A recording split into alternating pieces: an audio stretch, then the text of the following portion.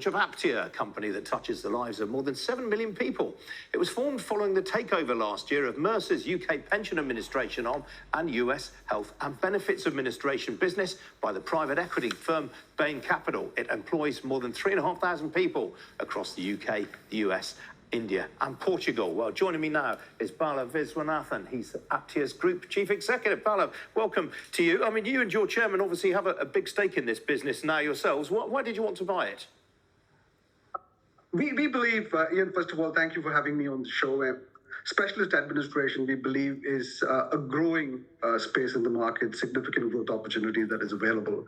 And by investing in people and in technology, we believe we will be able to deliver better outcomes for our clients and therefore not just enjoy the large growth that is available in this market, but also outpace the market in itself. So that's what attracted us to this market.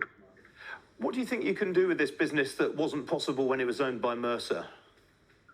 I think it's the focus.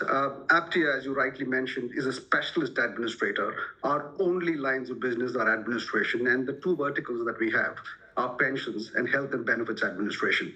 So our entire focus, all of the cash flows associated with the company and the investments that we will make will all be made in this line of business alone. We will focus on talent and technology, as I mentioned earlier. So those will be the two key areas of focus for us. In terms of talent, one of the big challenges, for example, that's been there has been the shortage of talent in this space, the lack of people available with specialist skills. So by creating a training academy, we expect to have a strong pipeline of people coming into the business. We want to focus on professional certification in things like Pensions Management Institute. Those are things that we want to focus on. From a technology perspective, artificial intelligence is clearly an area that we want to focus on. We want to invest in AI. We're also looking at opportunities in terms of creating a native mobile app that should make it easier for most people to have access to their pension plans and start to plan that much better. So those are the kind of areas that we focused on. You just mentioned, obviously, finding the right sort of talent is a key challenge for you. What do you think the other potential obstacles in your way might be? So I think one unique factor about Aptia is the fact that as an organization, every employee of Aptia will be a shareholder in this business. So the construct that we have, having a private equity-backed business, creates newer and innovative ways in terms of how we can reward people.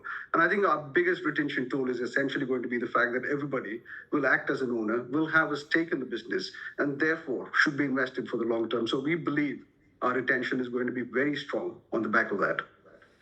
Who will you regard as your main competition? There are a number of others that are there in the market, but I think we are quite unique in terms of the focus that we bring. We will be the only specialist administration provider focused only in terms of administration. So in some ways, we are actually creating a space in the market that hasn't existed before, a player in the market that hasn't performed the way we would be. Well, I'm afraid we've got to leave it there. We're very tight on time this afternoon, but do hope to speak to you again in the future. Thanks for joining me today. Thank you very much. Some other business news stories for you now. And Rolls-Royce Motor Cars has reported another year of record sales, bolstered by a recovery in China and the launch of its all-electric new Spectre model. The Goodwood-based firm